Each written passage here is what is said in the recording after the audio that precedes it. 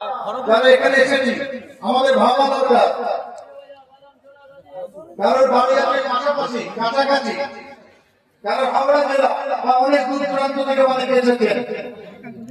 যে সমস্ত মানুষ ইচ্ছা করলে এই দরবার শরীফে আসতে পারেন এবং প্রত্যেক শুক্রবার মাশাআল্লাহ বহু মানুষ আপনারা আসেন, কারণ আপনাদের বাড়ি কাছে, ইচ্ছা করলেই চলে আসেন।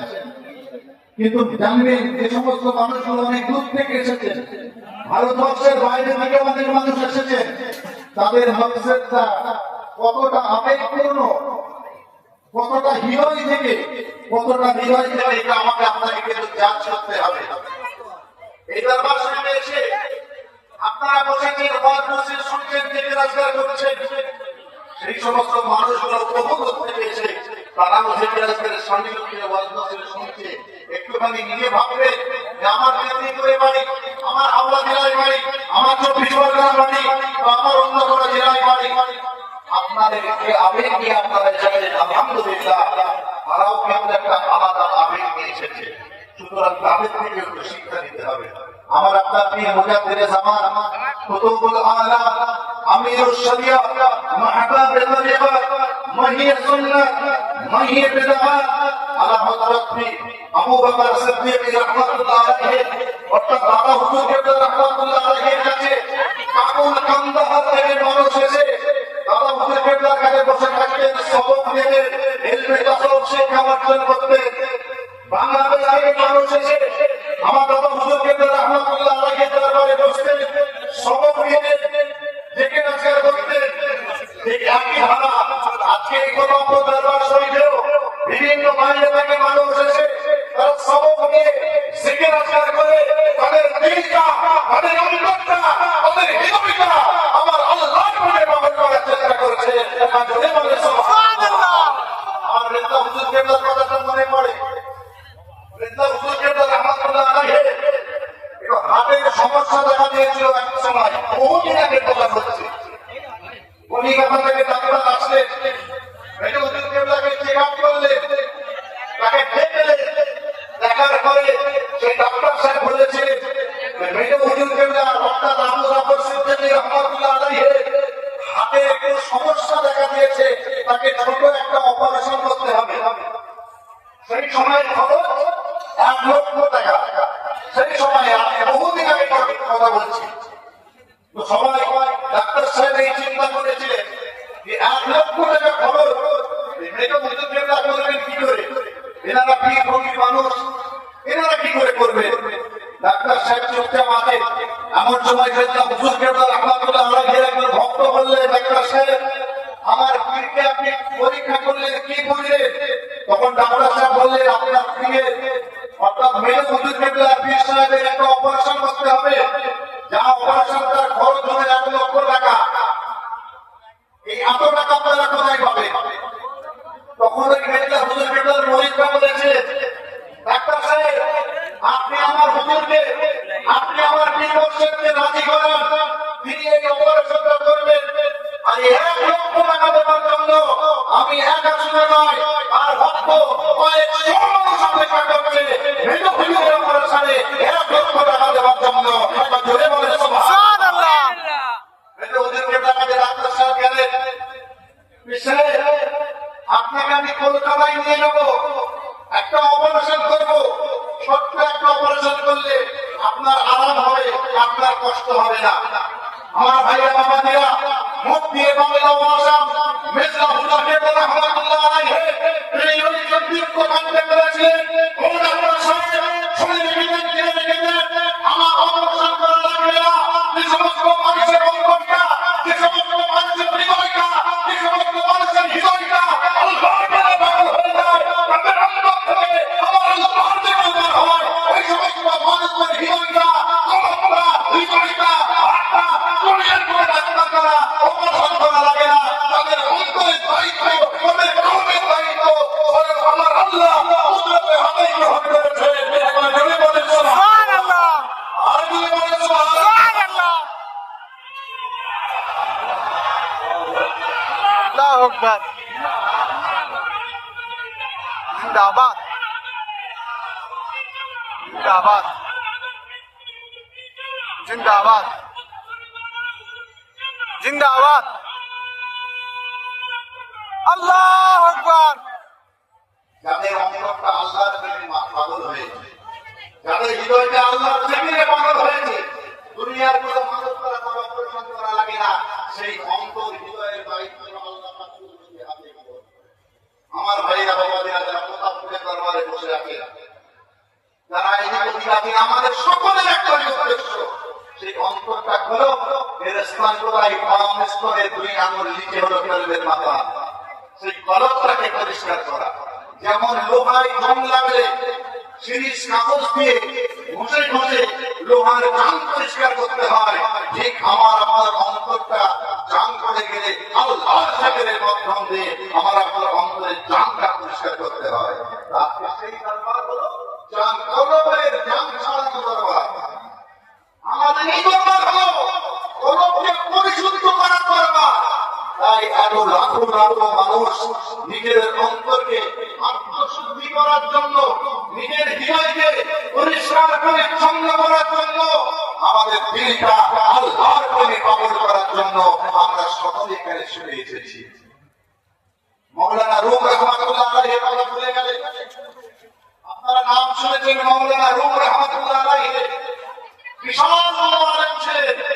নিজের লাইব্রেরিতে বসে কিতাব পড়ছেন, নিজের লাইব্রেরিতে বসে কিতাব পড়ছেন মাওলানা রুম রহমাতুল্লাহ আলাইহি।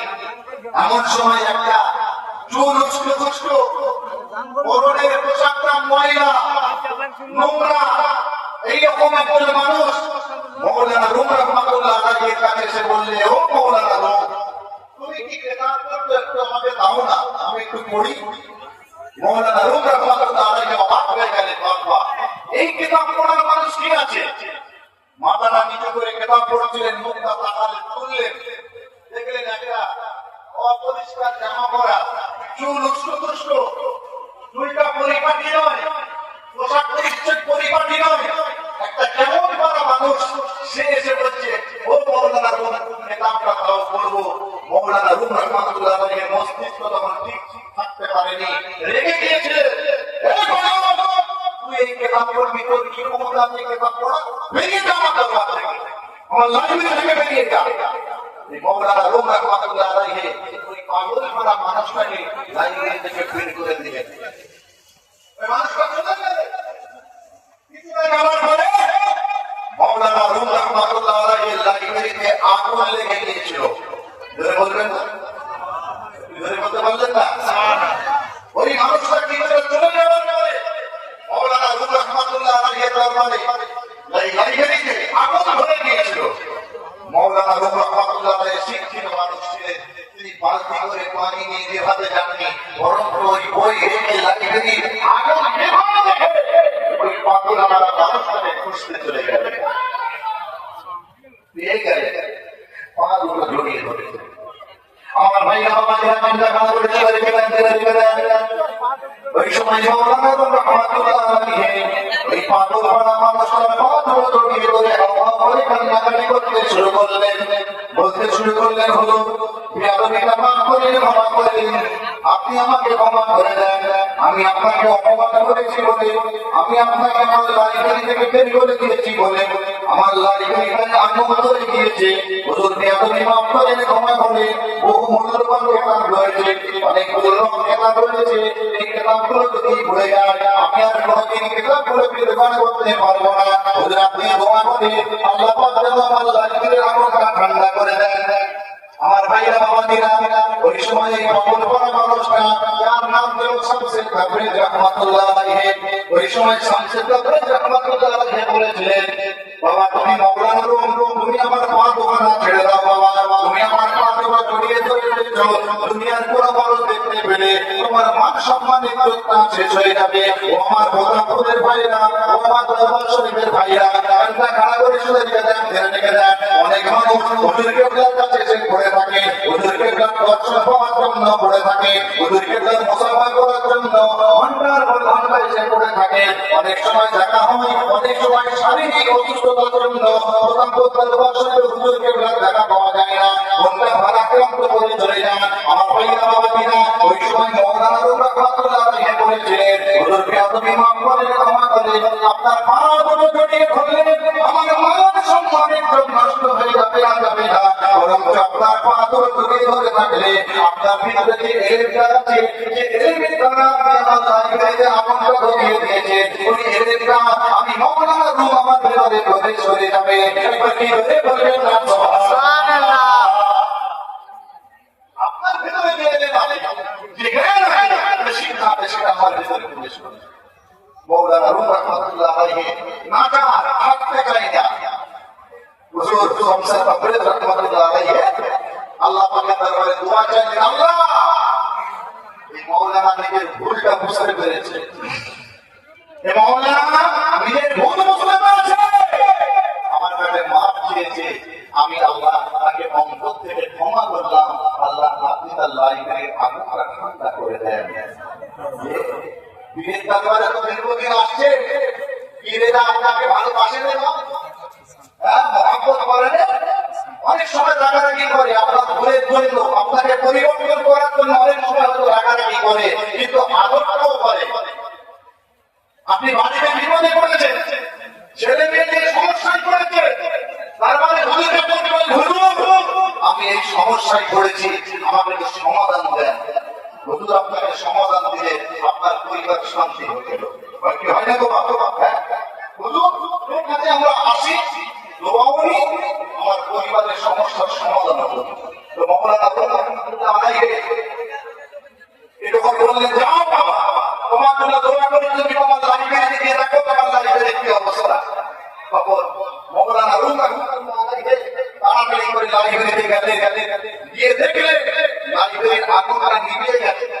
মনের মধ্যে একটা সন্দেহ, আগুন হয়ে গিয়েছিল, কিছুই তো পড়ে গেছে। লাইব্রেরিতে বইগুলোকে দেখছে, আরে লাইব্রেরিতে যে আগুন লেগেছিল, সেই আগুনে লাইব্রেরির বইগুলো আগুনের কথা, বইয়ের একটা অক্ষর পর্যন্ত আগুনে পড়ে না। সুবহানাল্লাহ।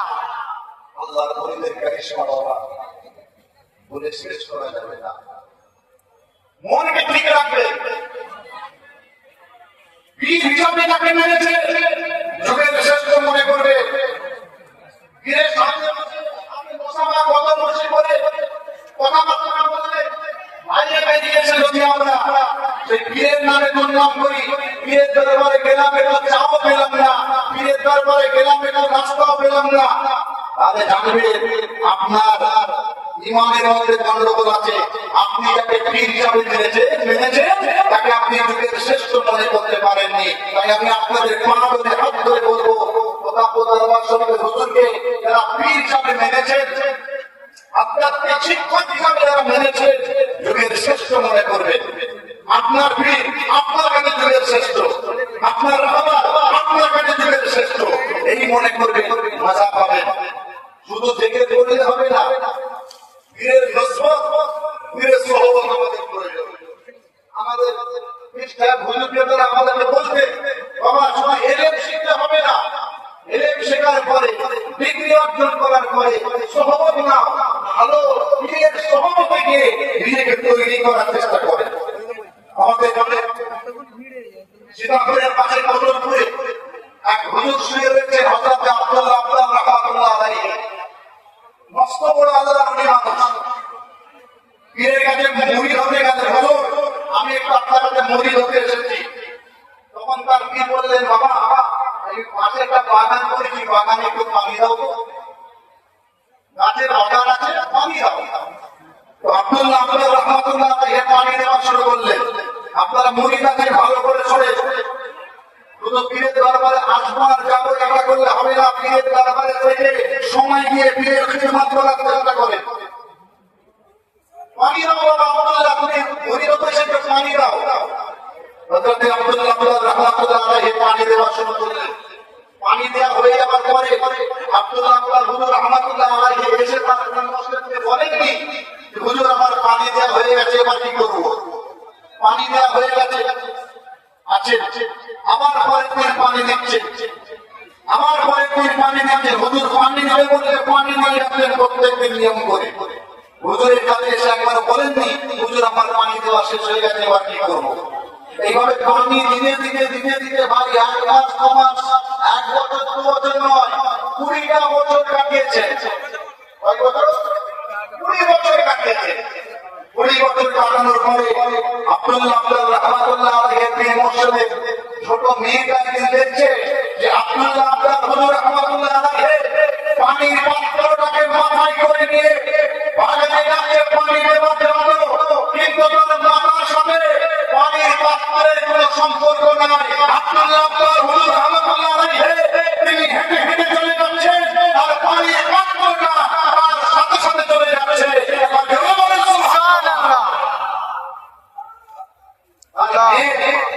বাপকে এসে বলছে, আব্বা আপনি কাকে রেখেছেন পানি দেওয়ার জন্য?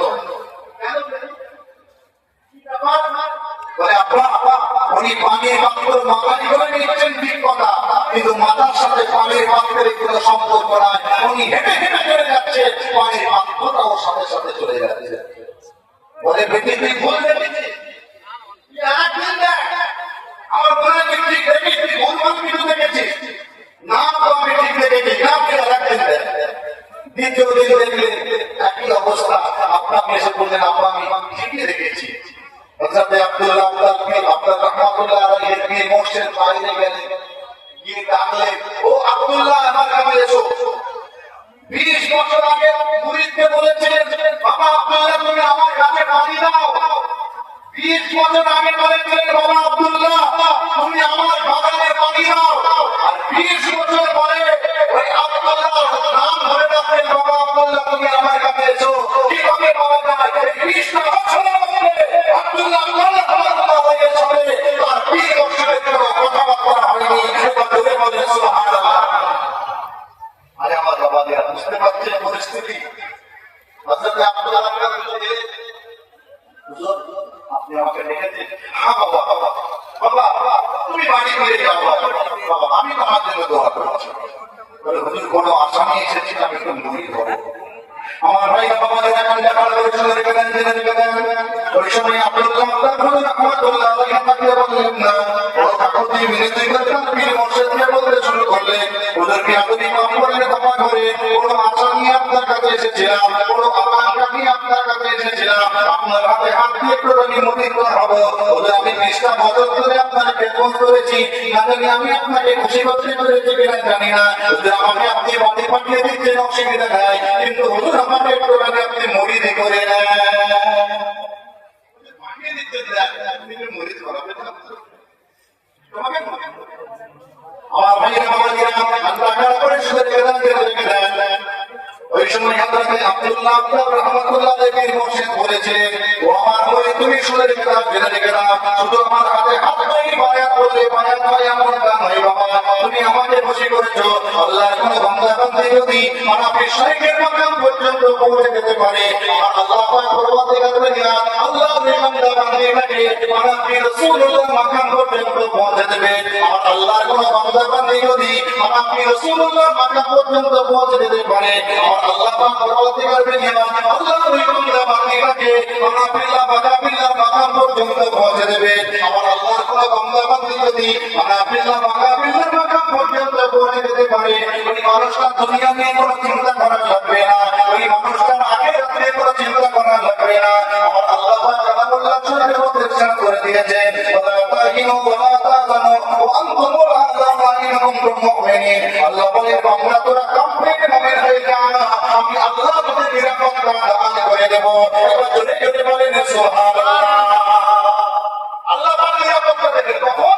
যখন আনাবিল্লাহ বাকাবিল্লাহ মাকামে পৌঁছবে। আনাবিল্লাহ বাকাবিল্লাহ মাকামে যেতে গেলে তার আগের সবক আনাবি রাসূলের